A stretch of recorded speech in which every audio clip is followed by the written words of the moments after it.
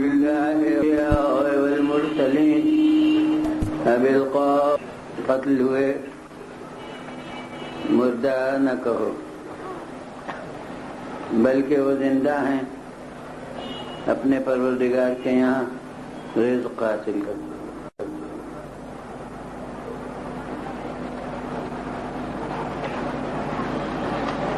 یہ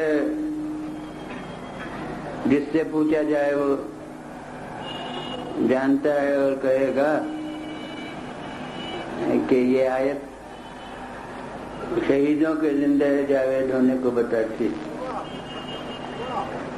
یعنی حیات شہداء کا ثبوت دیتی ہے۔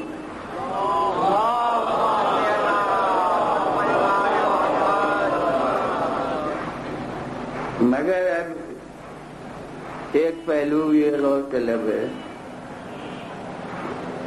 کہ ہمیں ان ہستیوں کا نام معلوم ہے کہ انہیں شہید کہتے ہیں، اور اس کی جمع شہداء ہے جو ہم کہتے ہیں کہ حیات شہداء سے متعلق، مگر خالق کریم نہ اس آیت میں جو لا تقولوا کے ساتھ ہے شہداء کی لفظ کہتا ہے، اور نہ اس آیت میں شہداء کی لفظ کا استعمال فرماتا ہے، حالانکہ بلاغت کا تقاضا یہ ہے کہ اگر مختصر لفظ سے مفہوم ادا ہو جائے تو اسے پھیلا کے کئی لفظوں میں نہیں ادا کرنا چاہیے۔ تو بہت زیادہ مختصر تھا کہ شہداء کو مردہ نہ کہو، یہاں یہ کہہ دیا جاتا ہے کہ شہداء کو مردہ نہ سمجھو، مگر نہ وہاں شہداء کی لفظ کہی گئی نہ یہاں شہداء کی لفظ کہی گئی، بلکہ وہاں بھی کئی لفظوں میں یہ مضمون ادا کیا گیا کہ الذین قتلوا فی سبیل اللہ، اور یہاں بھی انہی الفاظ میں یہ مضمون ادا کیا گیا۔ تو کیا یہ ہماری بنائی ہوئی اصطلاح ہے کہ ہم ان لوگوں کو شہداء کہتے ہیں؟ تو یہ بات بھی از روئے قرآن غلط ثابت ہوتی ہے۔ یہ اصطلاح علماء کی مقرر کی ہوئی نہیں ہے، بلکہ قرآن مجید میں یہ لفظ اس معنی میں موجود ہے۔ وَمَن يُطِعِ اللَّهَ، جو اللہ کی اطاعت کرے اور رسول کی، فَأُولَٰئِكَ مَعَ الَّذِينَ أَنْعَمَ اللَّهُ عَلَيْهِمْ مِنَ النَّبِيِّينَ وَالصِّدِّيقِينَ وَالشُّهَدَاءِ وَالصَّالِحِينَ وَحَسُنَ أُولَٰئِكَ رَفِيقًا۔ جو اللہ اور اس کے رسول کی اطاعت کرے تو یہ لوگ ان کے ساتھ ہوں گے کہ جن کو اللہ نے اپنے نعمت خاص سے نوازا ہے۔ وہ کون کون؟ نبیین، صدیقین، شہداء، صالحین۔ تو دیکھیے یہاں شہداء کی لفظ موجود ہے، تو پھر یہ تصور تو غلط ہوا کہ یہ محاورہ علماء کا قرار دیا ہوا ہے، بلکہ قرآن مجید میں ان کے لیے یہ محاورہ ہے، یہ اصطلاح قرآن مجید کے بعد نہیں بنی ہے۔ تو پھر آخر ان دونوں آیتوں میں جو اصل واقعی یہ دونوں آیتیں خاص شہداء کے بارے میں ہیں، لفظ شہداء کیوں نہ کہی گئی؟ شہداء کی لفظ کے بجائے یہ اتنا جملہ کیوں لایا گیا کہ الذین قتلوا فی سبیل اللہ؟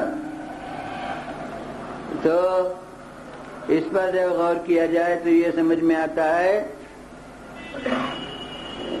کہ بعض الفاظ پھر جب ان کو اکیلا استعمال کر دیا جائے اور تشریح نہ ہو تو جیسے خطابات ہوتے ہیں یا القاب ہوتے ہیں تو القاب کی حیثیت اسی کی ہو جاتی ہے۔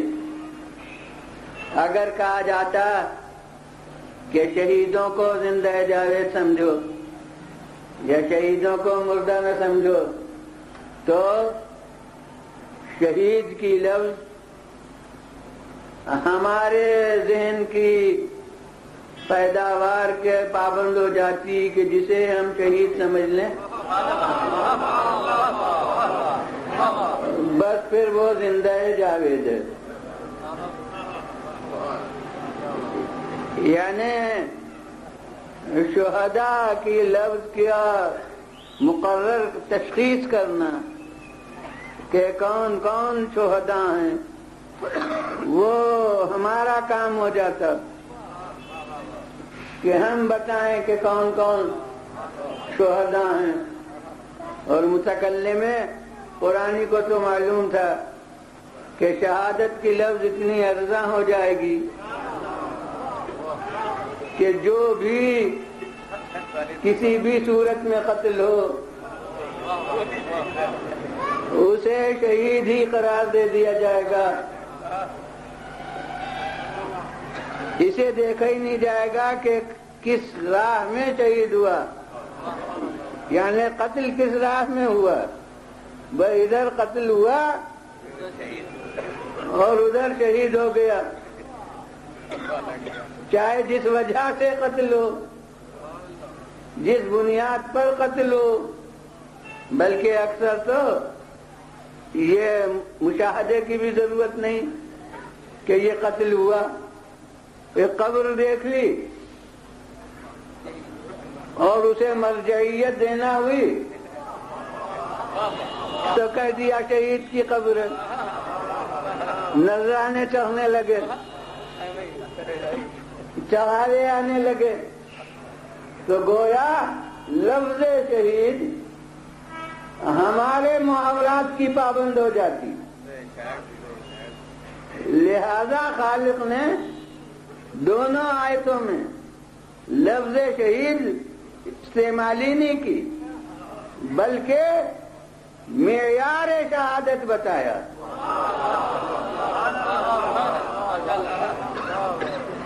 کہ ہم سے سنو کہ اصل شہادت کا جو نتیجہ ہے زندگی جاوید وہ کیوں کر ملتی ہے،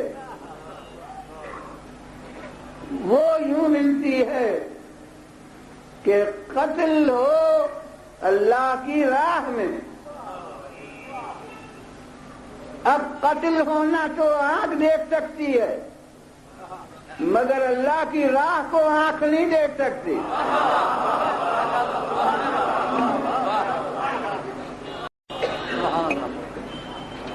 ہم آپ کو ہوتا ہوا لاشا دیکھ سکتے ہیں، ہم آپ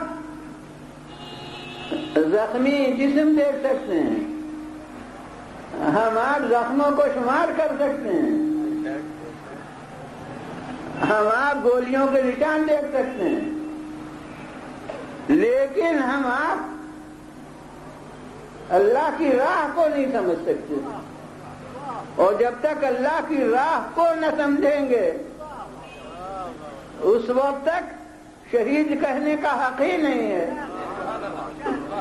نہ شہید سمجھنے کا حق ہے، اور جب شہید سمجھنے کا حق نہیں تو زندہ جاوید سمجھنے کا بھی حق نہیں ہوگا، وہ تو اسی سے متعلق ہے جو اللہ کی راہ میں قتل ہو،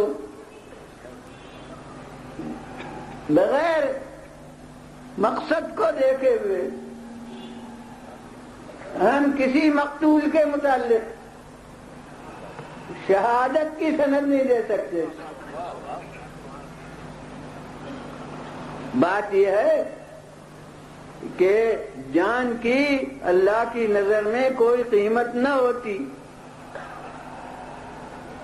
تو ہماری جان تھی جب چاہے دے دیتے،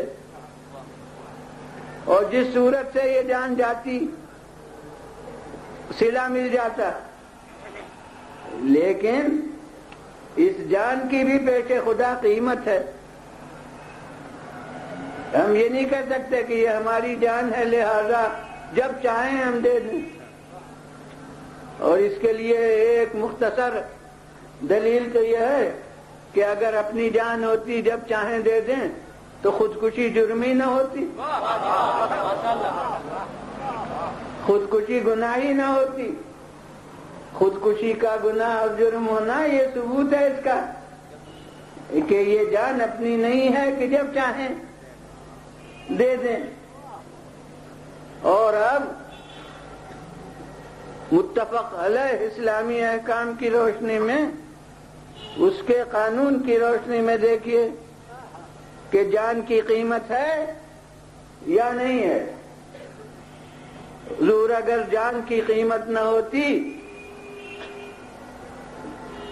تو روزہ کتنا ہی مضر ہو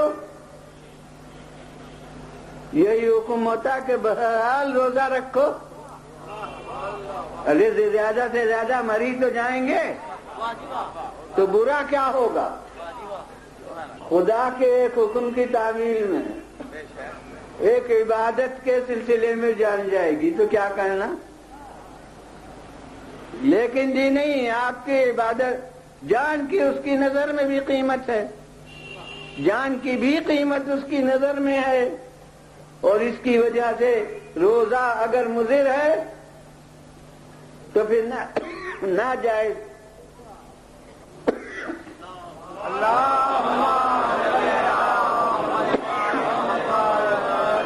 اور پھر کیسے مضر؟ یعنی یہی نہیں کہ مر جاؤ گے اگر روزہ رکھو گے، جی نہیں، اگر اندیشہ ہے کہ بیمار ہو جاؤ گے تب بھی روزہ نہ رکھو۔ اگر بیمار ہو اور اندیشہ یہ ہے کہ بیماری میں طول ہو جائے گا تو بھی روزہ نہ رکھو۔ اگر بیمار ہو اور بیماری میں شدت ہو جائے گی، بڑھ جائے گی بیماری، تو روزہ نہ رکھو، اور اگر روزہ رکھا تو وہ باطل، وہ فاقہ ہوگا، روزہ نہیں ہوگا۔ اب یہاں بعض بڑے بوڑھے لوگ ہیں کہ بیمار ہیں، اولاد سمجھاتی ہے کہ آپ کو نقصان کرتا ہے روزہ نہ رکھیے۔ ڈاکٹروں سے پوچھا، انہوں نے کہا ہاں ان کے لیے روزہ مضر ہے۔ اتفاق سے کوئی عالم دین آ گئے، ان سے پوچھا، ان کا جب مضر ہے تو پھر حکم روزے کا نہیں ہے، پھر روزہ نہیں رکھنا چاہیے۔ مگر یہ لفظیں اکثر بڑے بوڑھوں کی زبان سے سنی ہیں کہ عمر بھر تو روزے رکھتے رہے۔ اب دنیا سے چل چلاؤ میں بھی، چل چلاؤ میں روزہ نہ رکھیں، یعنی اس عبادت کو اب آخر وقت ترک کریں۔ یہ تو ہماری طبیعت اس کے لیے آمادہ نہیں ہے، نہیں مانتے، روزہ رکھتے ہیں۔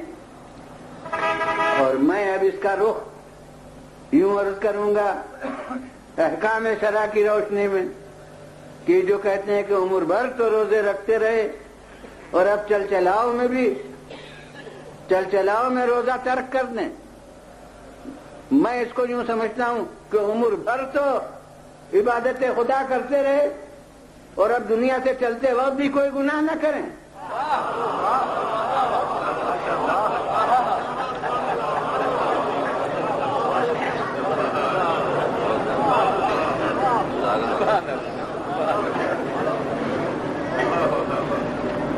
وضو مضر ہے؟ نہیں، وضو نہ کرو، شرع کا حکم تیمم کرو، وہی سب چیزیں کہ یہی نہیں کہ ہلاکت کا باعث ہے بلکہ بیماری ہے اور بیماری بہت جائے گی اور طول ہو جائے گا، وہی سب۔ تو روزہ جیسے ساقط تھا اس زمانے پھر بعد میں رکھ لینا، ساقط اس معنی سے نہیں کہ بالکل ساقط ہو جائے، قضا کر لینا۔ یہاں اس کا ایک نائب رکھ دیا گیا کہ اگر وضو نہیں ہو سکتا تو تیمم کرو، تیمم کے ساتھ نماز پڑھو، وہ نماز وہی مرتبہ رکھے گی جو وضو کے ساتھ۔ اب یہاں حضرات کیا کہتے ہیں، یہ بڑے بوڑھوں کی شرط نہیں، اور جو ماشاءاللہ نمازی ہیں بہت، وہ نمازی حضرات کہتے ہیں کہ تیمم سے تو نماز دل کو نہیں لگتی۔ اب اس میں بوڑھے جوان کی قید نہیں، اگر ہے واقعی نمازی تو اب یہ کہہ رہے ہیں کہ وہ تیمم سے جو نماز ہو وہ تو دل کو نہیں لگتی، ارے بعد میں پڑھ لیں گے قضا کر، تو وہ بعد میں پڑھ لیں گے تو یہ ترک نماز ہوگا گناہ، اور وہ جو آپ کے دل کو نہیں لگتی وہ خدا کو قبول ہے۔ تو اگر آپ دل کی خاطر نماز پڑھا کرتے ہوں تو پڑھیے، تیمم کیجیے کہ نہ کیجیے اور وضو کیجیے، اور اگر خدا کے حکم سے نماز پڑھتے ہیں تو جب اس کا حکم وضو کا تھا تو وضو کیجیے، اور جب اس کا حکم تیمم کا ہے تو تیمم کیجیے۔ آپ کا دل کیا چیز ہے؟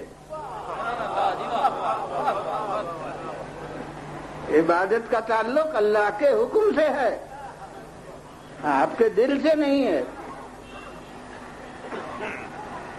یہ تو اگر وضو نہ ہو سکتا اور اگر غسل کی ضرورت ہے، غسل نہیں ہو سکتا تو غسل کے بدل وہی تیمم۔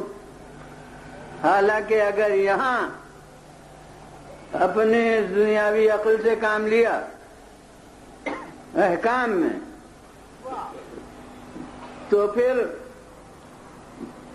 اب دل یہ کہتا ہے، وہی جب دل سب کچھ ہو گیا تو یہاں دل کہتا ہے، اور جیسے دماغ بھی کہتا ہے، وہ کیا کہتا ہے کہ صاحب غسل میں تو تمام جسم صاف ہوتا، اب اگر غسل نہیں ممکن ہے تو وضو ہی اس کا قائم مقام ہو جاتا، کم سے کم اتنے حصہ تو صاف ہو جاتا۔ لیکن شریعت کیا کہتی ہے کہ اگر 10 دفعہ وضو کر لو گے بدل غسل تو کوئی کام نہیں چلے گا، 1 دفعہ تیمم کر لو۔ اب دیکھیے کتنا ہماری طبیعت پہ بار ہے کہ یعنی بجائے صفائی کرنے کے اور میل اور مٹی مل لو، مگر کہ ہمیشہ کے واسطے وہ راندہ درگاہ ہو گیا، حالانکہ بیچارہ اپنے خیال میں ایک قسم کے شرک سے بچ رہا تھا۔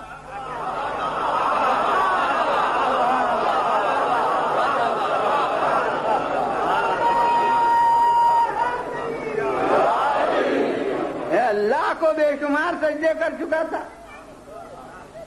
غیر اللہ کے سامنے سجدہ کرنے سے وہ بچ رہا تھا، انکار کر رہا تھا، تو خالق اتنا ناراض کیوں ہوا؟ اور سمجھتا کہ مجھے تو بہت اس نے سجدے کیے ہیں، اب خیر اس کے سامنے سجدہ نہیں کرتا تو نہ صحیح، اب بھی میرے سامنے جب سجدے کا وقت آئے گا تو ضرور کرے گا، اور واقعی کرتا۔ اور میں کہتا ہوں کہ جب مخالفت کر رہا تھا اور گویا لڑ رہا تھا تب بھی ہر قدم پر ربے ربے کہہ رہا تھا، میرے مالک میرے پروردگار، یعنی اسے برابر ماننے جا رہا تھا۔ اس کی خدائی کا قائل تھا، فرعون نہیں تھا کہ دعویٰ خدائی کر دے، نمرود نہیں تھا کہ دعویٰ الوہیت کر دے، برابر اس کی ربوبیت کا سرنامہ خطاب بنا رہا تھا کہ رب رب، ہر قدم پر ہر جملے میں رب کہہ رہا تھا، مگر یہ کہ اللہ نے کہا کہ مجھے ایسے سجدے نہیں چاہیے کہ جن کے سامنے جھکنے کو میں کہوں اور ان کے سامنے جھکنے سے تو انکار کرے۔ یعنی میرے منظور نظر افراد کس سے سرتا بھی، مجھ سے سرتا بھی ہے۔ صلوات دیجیے اللہ۔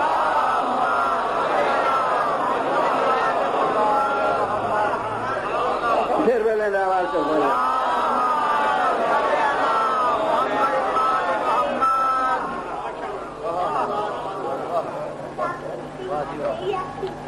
تو اب انسان اس کے احکام سے سرتابی کرے، اپنے ذوق کی بنا پر، اپنے دل کی خاطر، کہ میری طبیعت کو یہ نہیں لگتی نماز، میرے دل کو نہیں لگتا یہ وضو تیمم، تو یہ احکام خدا سے سرتابی ہے، احکام خدا سے انحراف ہے۔ تو معلوم ہوا کہ ہماری جان اس کی نظر میں قیمت رکھتی۔ اب ماشاءاللہ یہاں کے حضرات کچھ تو اہل زبان ہیں اور بفیض مجالس اردو کے الفاظ سے سب واقف ہو گئے ہیں، تو میں کہتا ہوں کہ اب جان کو ادھادھن نہیں لینا ہے۔ اب جان جب جانے کا خطرہ ہو تو یہ دیکھنا ہے کہ جان جائے گی تو سوارت ہوگی یا اکارت جائے گی۔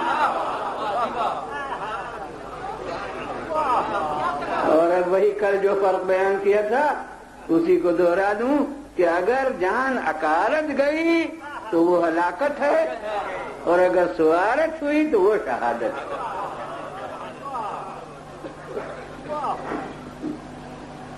اب یہ سوارت اور اکارت ہونا اس کا تعلق ہے مقصد سے۔ اگر پس مقصد کے لیے یا بلا مقصد یہ جان گئی تو اکارت گئی، اور اگر بلند مقصد کی خاطر جان گئی تو سوارت ہوئی۔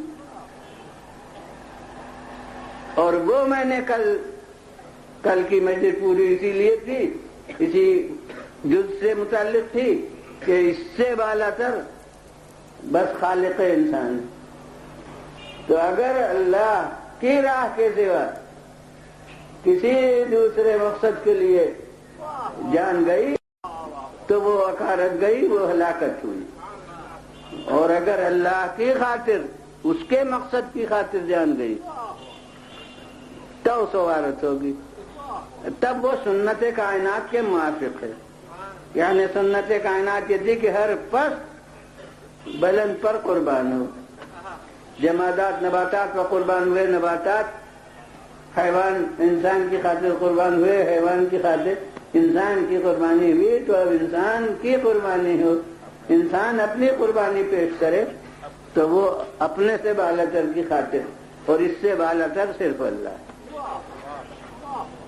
مگر اب صاحبان فہم اور کریں کہ ایک مشکل ہے، وہ مشکل یہ ہے کہ اس کے پہلے جو شے اپنے سے بلندتر کی خاطر قربان ہوتی تھی تو وہ بلند محتاج ہوتا تھا اور مرکز آفات۔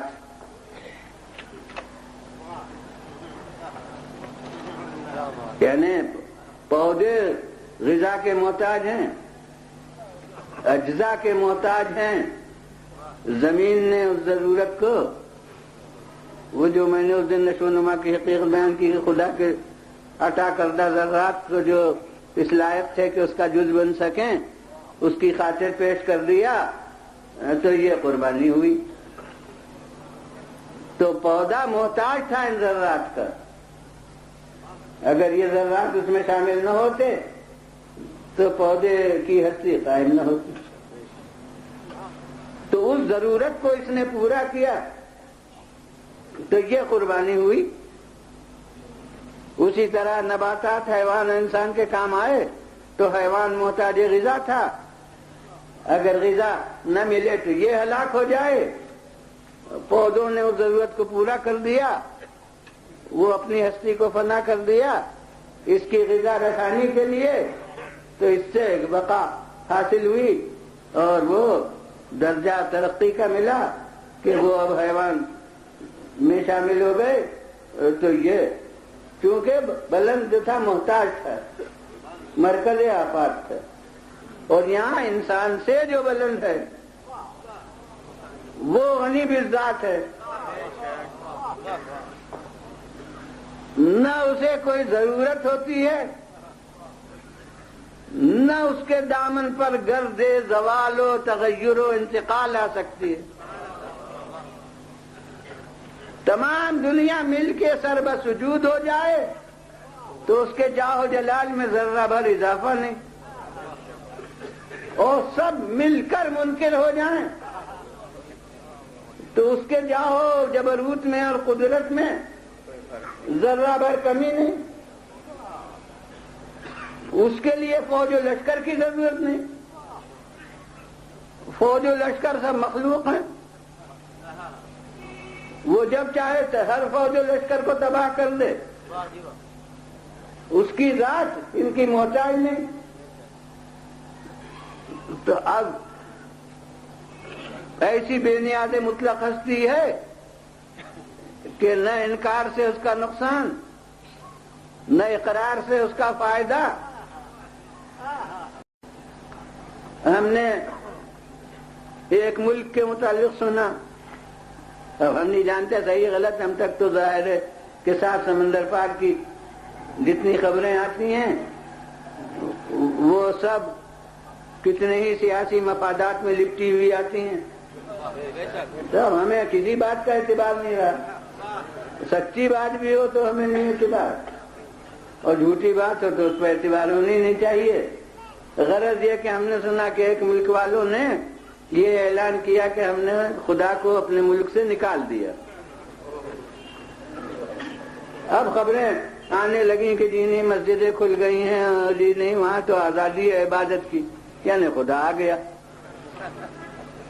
غرض اعلان ہم نے یہی سنا ہے کہ اس ملک والوں نے اعلان کیا کہ خدا کو ہم نے اپنے ملک سے نکال دیا، مگر یہ زبان ان کے منہ میں ہے، انہوں نے اعلان کر دیا کہ ہم نے نکالا، تو کیا واقعی وہ نکل بھی گیا؟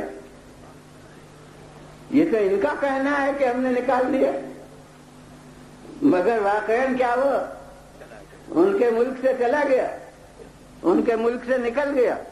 اور یہ اس ملک والوں نے کیا، جو آج کل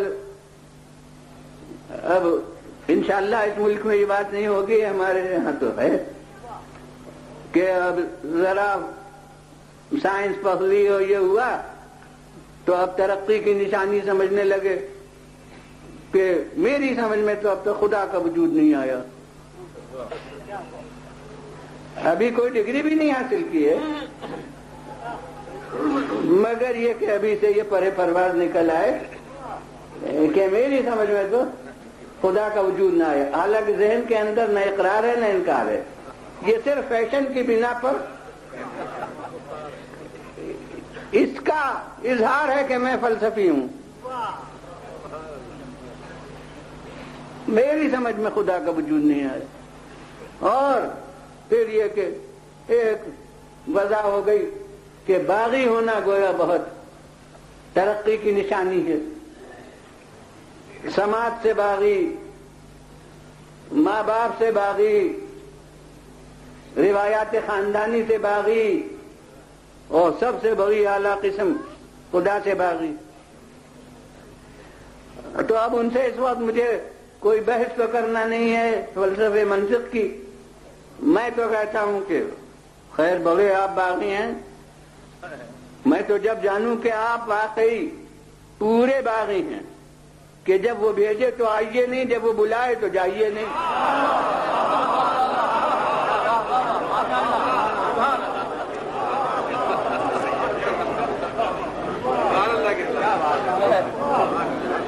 حالانکہ کتنے ہی بڑے بلند باغ دعوے بغاوت کے کرنے والے ہیں، جب اس نے بھیجا تب آئے، اور جب وہ بلائے گا تو چلے جائیں گے، اس وقت بغاوت بھول جائیں گے۔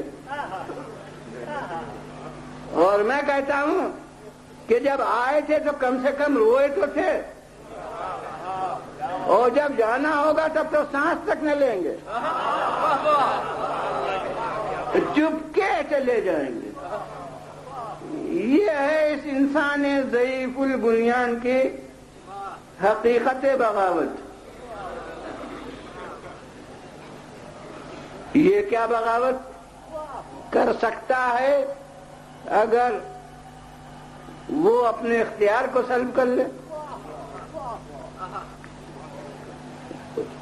اس نے زبان اس کے دہن میں دے رکھی ہے تو یہ اقرار کر لے یا انکار، لیکن وہ اس زبان کو خاموش کر دے تو یہ بات تو کر لے۔ اس نے ہاتھ دیے ہیں اور اس کے ارادے کے تابع بنا رکھے ہیں تاکہ اس کا جوہر اختیار نمودار ہو، لیکن وہ اس ہاتھ کو بے حس و حرکت کر دے تو یہ جنبش تو کر لے۔ اس نے یہ پاؤں دیے ہیں اور اس کے ارادے کا تابع جب تک وہ چاہے اس وقت تک کے لیے بنا رکھا ہے، تو یہ چاہے ان پیروں سے صحیح راستے پر چلے چاہے غلط راستے پر چلے، لیکن وہ اس پیر کو معطل کر دے تو یہ ایک قدم چل تو لے، اور عین جس وقت یہ کہہ رہا ہے کہ میں خدا کو نہیں مانتا، عین اسی وقت دل کی دھڑکن اس کی اطاعت کر رہی ہے، نبض کی جنبش اس کی اطاعت کر رہی ہے، خون کی روانی اس کی اطاعت کر رہی ہے، جتنی اطاعت اسے لینا ہے وہ تو لے رہا ہے۔ ایک زبان اس کے قبضے میں ہے، اس قبضے سے زبان کے ناجائز فائدہ اٹھا کر اس کے دیے ہوئے اختیار کو اس کے خلاف صرف کر کے انکار کر رہا ہے، تو حقیقت میں اس سے اسلام کا مطالبہ جو ہے وہ تو صرف شرافت کا مطالبہ ہے کہ جس کی اطاعت جبری کرنا ہے اس کی اطاعت اختیاری کر لو تو تمہارا جوہر انسانیت نمودار ہوگا، ورنہ جو اطاعت ہمیں لینا ہے وہ تو ہم لے ہی لیں گے، مگر وہ اطاعت ویسی ہوگی جیسے پتھروں کی اطاعت ہے، جیسے درختوں کی اطاعت ہے، جیسے جانوروں کی اطاعت ہے۔ اگر انسانی اطاعت کرنا ہے تو اپنے ارادے سے اطاعت کر لو۔ صلوات بھیجیے اللہ،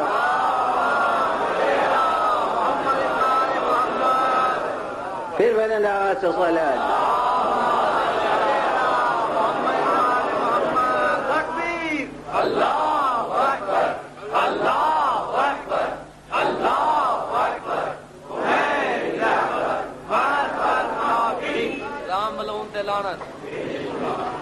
اس صورت میں اگر اطاعت کرو گے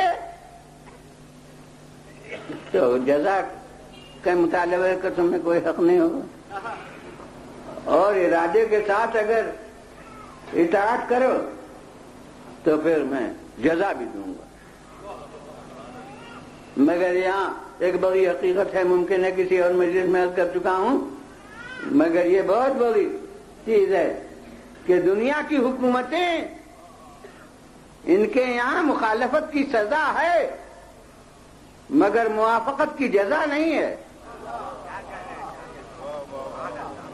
ایک دفعہ قانون شکنی کوئی کرے تو پکڑ جائے، لیکن عمر بھر قانون کے مطابق عمل کرے تو کوئی صلہ نہیں ملے گا، وہ تو کہا جائے گا کہ یہ تو رعایا ہونے کا لازمی تقاضا ہے، یہ کوئی خاص بات نہیں۔ اور وہ کہ جس کی ذاتی حکومت ہے وہاں مخالفت کی سزا اور موافقت کی جزا.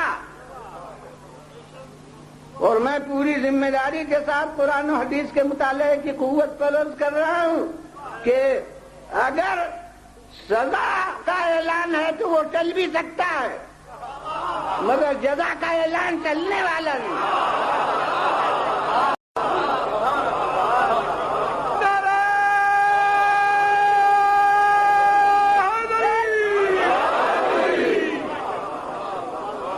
صلوات بھیجیے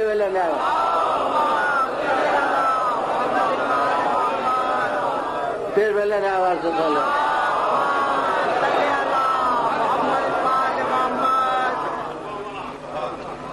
پھر دوسرا فرق یہ ہے کہ سزا جو ہے وہ عمل سے زیادہ نہیں ہو سکتی.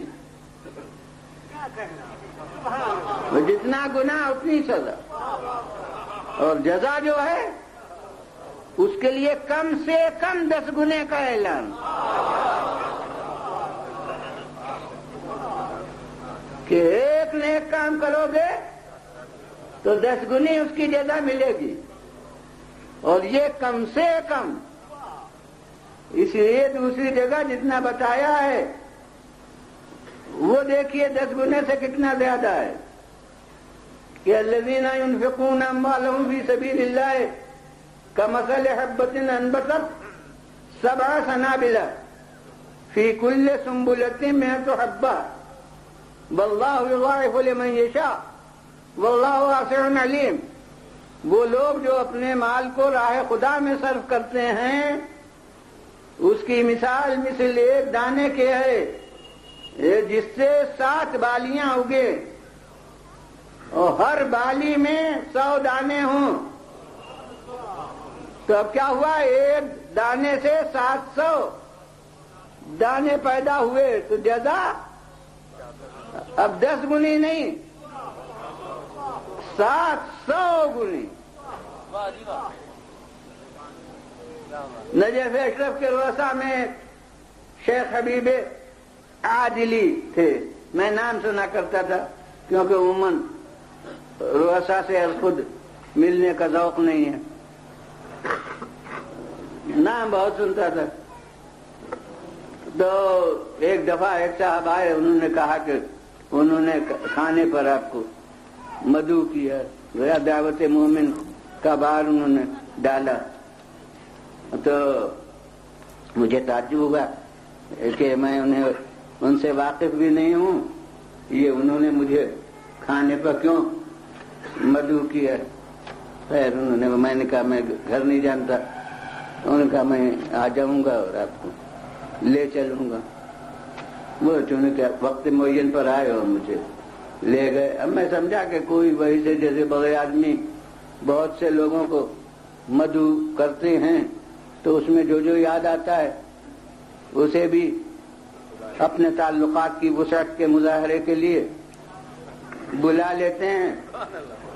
کیونکہ بیچ میں ایک اور بات آ گئی کہ آج کل جو احکام الہیہ پر عمل ہوتا ہے اس میں بھی اپنے تعلقات کی نمائش ہوتی ہے. یہاں تک کہ افطار صوم کی دعوت ہے تو اس میں اکثر روزے دار نہیں بلائے جائیں گے، بلکہ بڑے لوگ جن کے متعلق گویا ان کے شایان شان ہیں ان سے تعلقات قائم کرنا، انہیں مدعو کیا جائے گا، چاہے معلوم ہو کہ انہیں روزے سے کوئی مطلب نہیں. اس کے معنی یہ ہے کہ نام ہے افطار صوم کا اور حقیقت اپنے دوستی کے تعلقات کے مظاہرے کا مقصد ہے. ایسے ہی اکثر اعمال خیر نظر نیاز وغیرہ کی جاتی ہے اور اس سے جو مقصد غریبوں کا ہے، بلکہ غریب آئے تو ان کے کپڑوں کے میلے پن کو دیکھ کے ان کو رد کر دیا جائے گا، اور جو سفید پوش طبقہ یا سفید پوش سے اونچا ان کے حسب حیثیت ہے انہیں مدعو کیا جائے گا نظر نیاز پر. تو اب معلوم نہیں کہ ان معصومین کی بارگاہ میں ایسی نظر نیاز قبول ہو سکتی ہے یا نہیں، اور خدا ان سے قبول کر سکتا ہے نہیں، کیونکہ اصل تو قبولیت خدا کی ہے. نظر ان کے لیے ہو مگر قبول کرنے والا اللہ ہے۔ تو اب یہ انسان جو کرتا ہے اس میں نمائش ہو گئی ہے بہت زیادہ، اور امیر المومنین علیہ السلام نے اپنے گورنر کو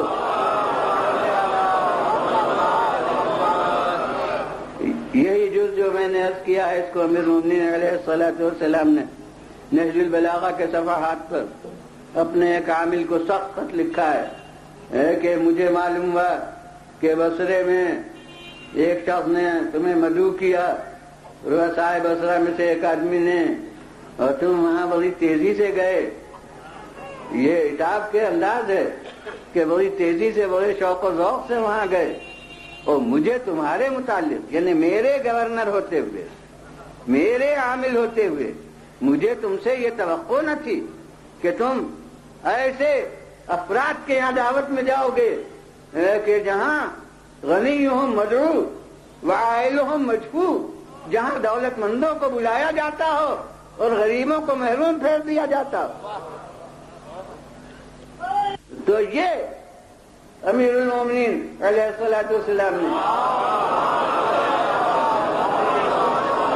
اسی پر ان کو تنبیہ فرمائی تھی، ہمارے یہاں اسی پر ان کو تنبیہ فرمائی تھی۔ ہمارے یہاں یہ صورتحال ہو گئی ہے اکثر عبادات کے انجام دینے میں کہ اس سے جو اصل مقاصد تھے وہ فوت ہو گئے، اور صرف اپنی ذاتی نمائش یا مادی مقاصد کا حصول یہ مد نظر رہا ہے۔ تو اب یہ جان اگر رضا الہی کے علاوہ کسی اور مقصد میں کسی بھی صورت سے صرف ہوئی تو وہ جان ضائع برباد ہوئی۔ تو اب جان کے دینے میں بڑے سوجھ بوجھ کی ضرورت ہو گئی۔ اب خالق نے اسے یوں کہا کہ اللہ کی راہ میں قتل ہو، تو وہ مشکل یہی درپیش ہوئی کہ ہر چیز تھی محتاج، لہذا قربانی کا تصور تھا، لیکن اب انسان سے بالا کر جو ذات ہے وہ نہ محتاج ہے نہ مرکز آفات ہے، تو اب اس کی خاطر کیوں کا قربان ہو، کس طرح اس کے لیے جان دے۔ تو اس مشکل کو آیہ قرآن نے ایک لفظ سے حل کیا ہے، اور وہ یہ کہ مقصد قربانی کو کس لفظوں میں ادا کیا ہے کہ الذین قتلوا فی سبیل اللہ، جو اللہ کی راہ میں قتل ہوں۔ اب ہر صاحب عقل سمجھ سکتا ہے کہ راہ عین منزل نہیں ہوتی، منزل اور ہوتی ہے، راہ اور ہوتی ہے۔ ہاں، راہ پر چل کے منزل ملا کرتی ہے۔ تو یہ مقصد راہ خدا کا یہ ہے کہ ان مقاصد کی خاطر جان دے جو اللہ کو پسند ہیں، ان مقاصد کی خاطر جان دینا، یہ فی سبیل اللہ جان دینا ہوا۔ مگر اب اللہ کی راہ کیوں کر معلوم، اگر منزل مادی ہو یعنی جسمانی تو اشارے سے بتائی جا سکتی۔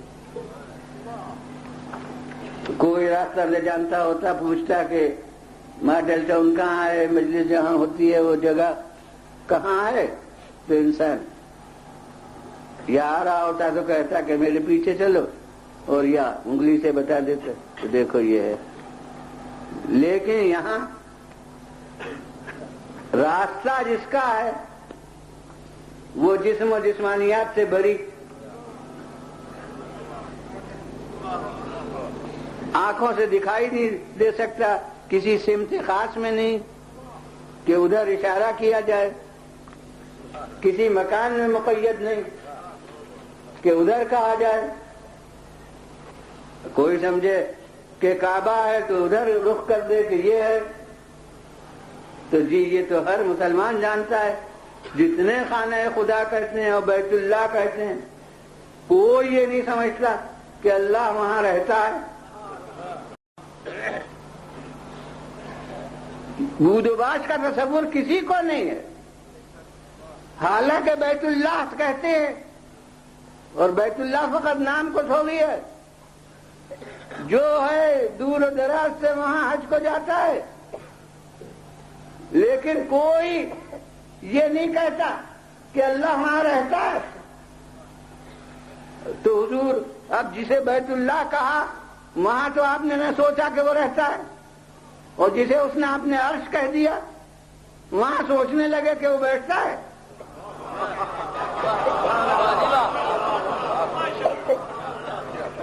اور اب ایک بالکل عقلی بات آسان لفظوں میں کہتا ہوں، ہر ایک فیصلہ کر لے کہ جسے بیٹھنے کے لیے جگہ کی ضرورت ہوگی اسے رہنے کے لیے بھی مکان کی ضرورت ہوگی،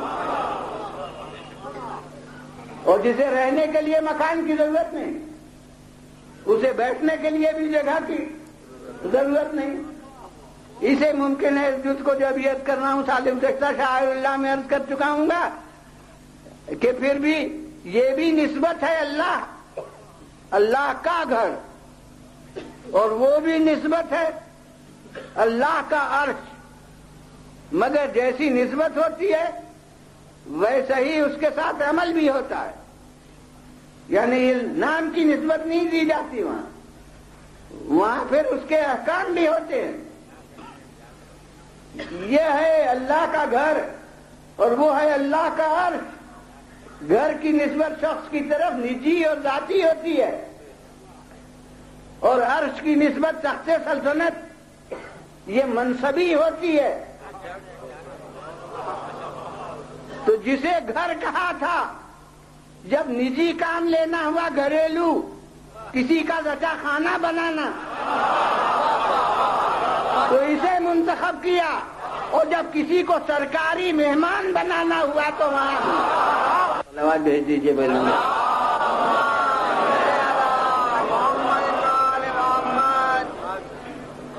یہاں معلوم نہیں کہا ہے نہیں، کراچی میں نے عرض کیا ہوگا کہ جتنے نعرے آپ لگاتے ہیں کسی نعرے میں اللہ آپ کے ساتھ شریک نہیں ہے، لیکن یہ صلوات کا نعرہ جو ہے ظہور قرآن اللہ اس میں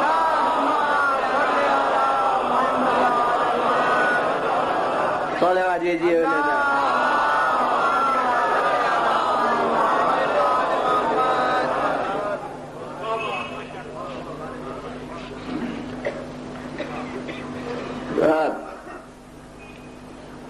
کیوں کر معلوم ہو اللہ کا راستہ، یوں اشارہ کر دیں تو کیا وہ وہاں ہے، ادھر کہیں تو کیا یہاں ہے، ادھر کہیں تو کیوں کر بتائیں، کون بتائے؟ اللہ کا راستہ اشارے سے بتایا نہیں جا سکتا، مگر اب ایک اصول بالکل سادہ لفظوں میں، نہ منطق نہ فلسفے، کسی کی اصطلاح نہیں، کہ میں کہتا ہوں کہ زیادہ شناس وہی ہوگا جو منزل شناس ہو، جو منزل کو جانتا ہے وہی راہ بھی جانتا ہے۔ تو اب اللہ کی راہ کو وہ جانے جو اللہ کی پوری معرفت رکھتا ہو،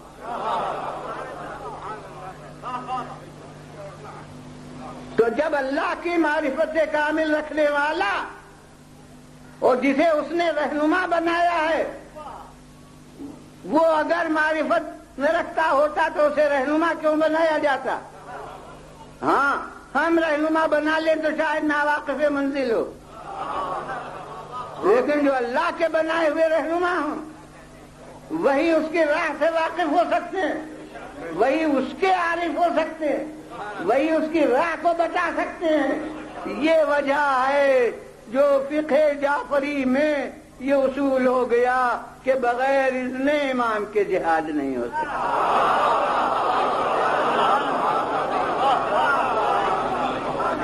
اگر امام سامنے ہیں تو پھر خاص انہی سے پوچھا جائے گا، پھر جتنے عالم ہیں ان کے سامنے سب جاہل،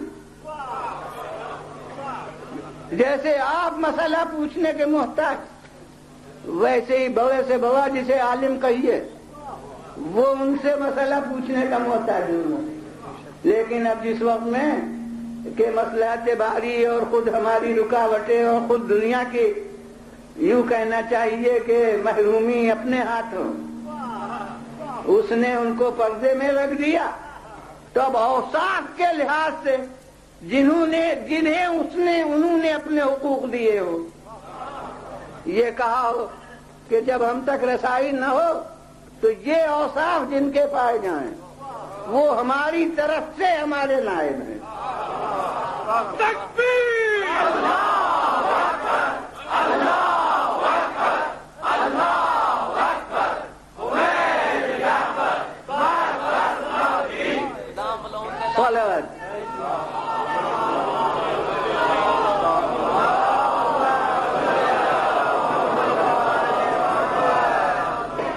صلوات بھیجیے بولیں گا۔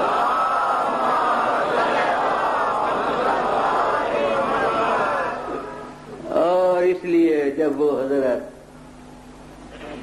سامنے تھے پیغمبر اپنے دور میں اور پیغمبر خدا صلی اللہ علیہ وآلہ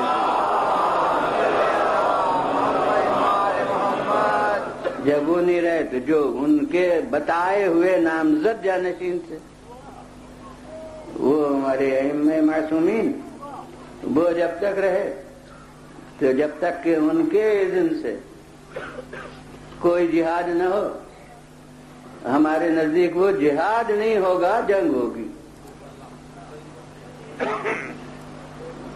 وہ جنگ چاہے کسی مفاد اسلامی کی خاطر ہو، لیکن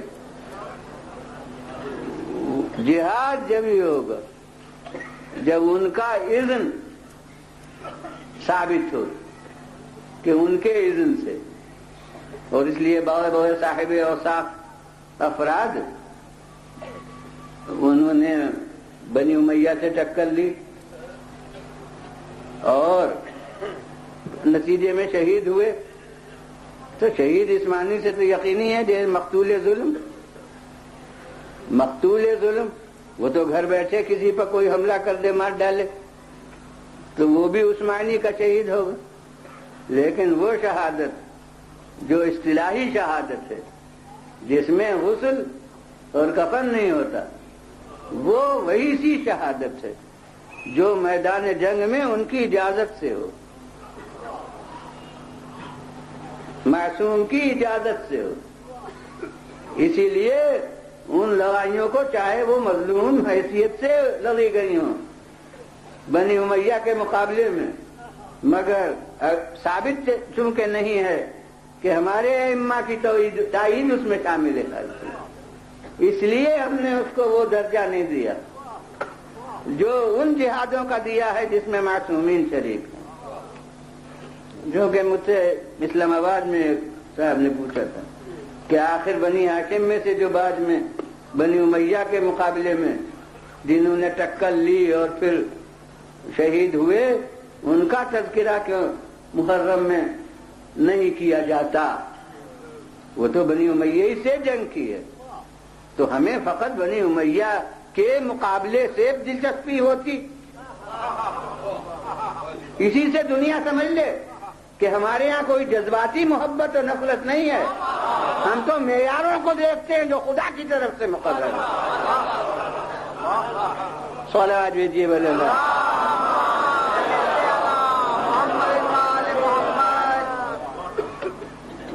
تو یہ در حقیقت معیار ہے، اور اس کی وجہ سے ایک تہذیب جہاد ہو گئی کہ چاہے عام طور سے امام کے زیر سربراہی میدان میں آئے ہوں، لیکن جو جا رہا ہے وہ اجازت لے کے جا رہا ہے، اور اسے سخت سے سخت حالات میں نبھایا گیا۔ کربلا سے بہت کے کوئی ہنگامی وقت ہو سکتا ہے، لیکن کربلا کے میدان میں دیکھ لیجیے کہ جو شہید جاتا ہے امام سے اذن لے کے، امام سے اجازت لے کے جاتا ہے، اور جب تک اجازت نہ ملے چاہے دل پر جو بھی بن رہی ہو، لیکن اس وقت تک قدم آگے نہیں بڑھاتا اور ایک ایک جاتا ہے وہ امام سے. اصحاب جاتے ہیں, وہ جنگ مغلوبہ ہو گئی ہے, ادھر سے وہ بھی حملہ ہوا ہے ہمیشہ جنگ مغلوبہ میں. ادھر سے مولا نے تو کبھی اپنے پوری جماعت کو حملے کا حکم ہی نہیں دیا. یہ عجیب ندرت ہے کارنامہ کربلا کی کہ مولا نے اپنے 72 کو کبھی حکم نہیں دیا کہ حملہ کر دو. جب جنگ مغلوبہ ہوئی تو ادھر سے حملہ ہوا. اب اس میں جتنے شہید ہو گئے وہ شہید ہو گئے, لیکن جتنے گئے ہیں میدان میں, چاہے اصحاب ہوں چاہے اعزا, سب امام سے اجازت لے کے گئے. اور جب تک اجازت نہیں دی, چاہے دل پر کیسی بن رہی ہو. اب دل پر کیسی بن رہی ہو, اس میں سب سے نمایاں تو مجھے ابو الفضل عباس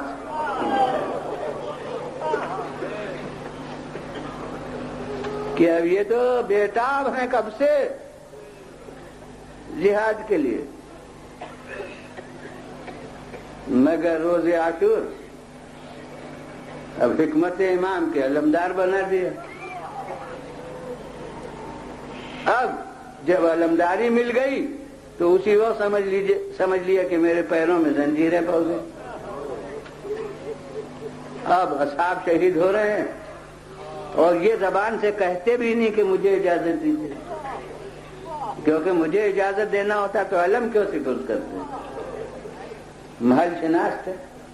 مگر ان کے دل سے پوچھئے کہ مسلم ابن اوسجا ایسا بوڑھا, اس کی لاش آ جائے اور ابو الفضل عباس علم لیے ہوئے کھڑے رہے.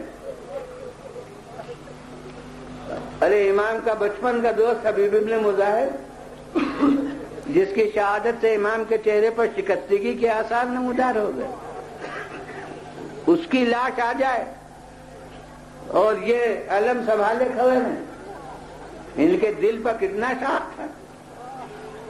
مگر حکم امام, اور حکم امام نہیں بلکہ نظام جہاد امام کے علم ہاتھ میں لیے ہوں, اب کیوں کر جائیں. مگر جب دل کے ٹکڑوں کی باری آئی تو اب ہر دفعہ کہتے تھے کہ مولا اب مجھے اجازت دیجیے, مولا اب مجھے اجازت دیجیے. مگر ہر دفعہ مولا یہ کہتے تھے کہ تم تو علمدار ہو, تمہیں کیوں کر اجازت دیں. اب عباس کے دل میں دل ڈال کے دیکھیے کہ فرزندان عقیل و مسلم کے لاشیں آ جائیں, اور اتنا ہی نہیں اون و محمد کے لاشیں آ جائیں, اور اون و محمد کی لفظ سے شاید اتنا تصور صحیح نہ ہو, میں کہتا ہوں زینب کے بیٹوں کے لاشیں آ جائیں. اور عباس کھڑے میں, اور اس کے بعد بہرحال برداشت کرتے رہے, لیکن جب قاسم کی لاش آ گئی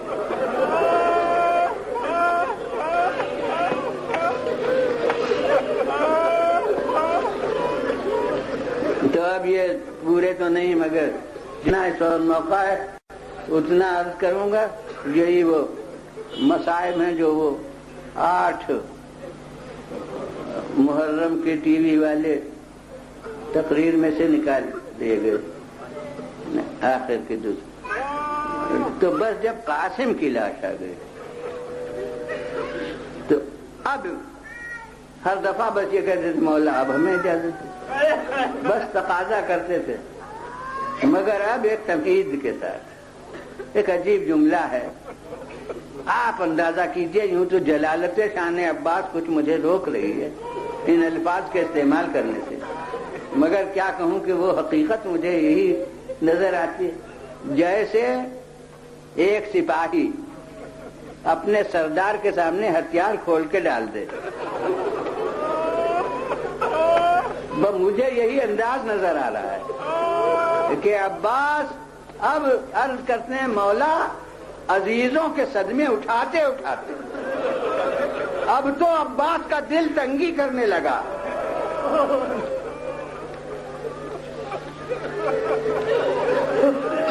دیکھیں یعنی اب نہیں ممکن، اب تاب نہیں ہے. بس آپ کے لیے ایک فقرہ دفتر مصیبت ثابت ہو سکتا ہے. میں بارگاہ ابو الفضل عباس میں خود عرض کروں گا کہ اے میرے چھوٹے آقا، اے مولا ابو الفضل عباس، بے شک برابر تحمل کیا، بے شک بڑا صبر کیا، بے شک بڑی برداشت سے کام لیا، مگر بس یہ میرے مولا عباس، آپ عباس ہیں اور یہ حسین ہیں، آپ بھی چلے جائیے، یہ آپ کا داغ بھی اٹھا لیں گے.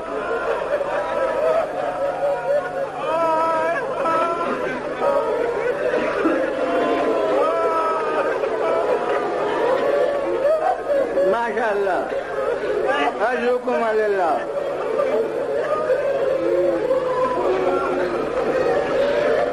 مولا نے ایک دفعہ اور کہا، پھر وہی جملہ گویا باضابطہ جو کہہ رہے تھے کہ عباس تم تو علمدار ہو، مگر اب کی عباس خاموش نہیں ہوئے، ہر دفعہ سر جھکا دیتے تھے، مگر اب کی کہا مولا اب وہ فوج کہاں رہی جس کا میں علمدار ہوں.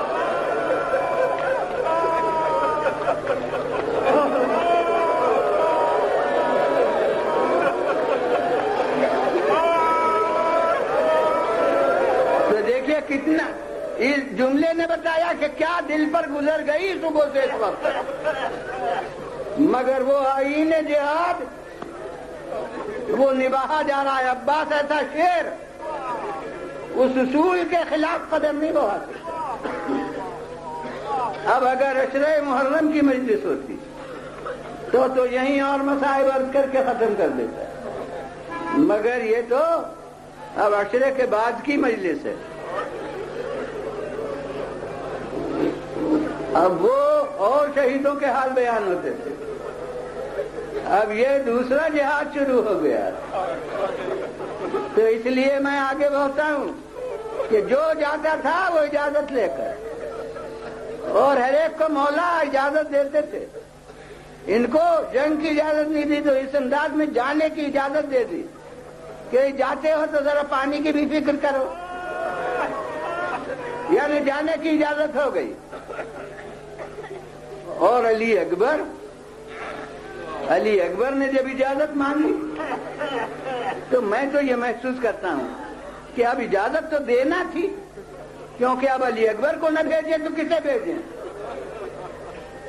اب رہا کون ہے جو کوئی دوسرا جائے؟ تو بھیجنا تو ہے، مگر نفسیاتی اثر بہت بدلتا ہے الفاظ کا. بھیجنا ہے مگر یہ کہتے ہیں بابا اب ہمیں اجازت. تو علی اکبر سے یہ مخاطب ہو کر نہیں کہا جاتا کہ اجازت ہے جاؤ، وہ کہتے ہیں اجازت اور یہ ہاتھ اٹھا دیتے ہیں بارگاہ خدا میں. پروردگارا وہ جا رہا ہے جو صورت و سیرت اور رفتار و گفتار میں تیرے رسول سے مشابہ.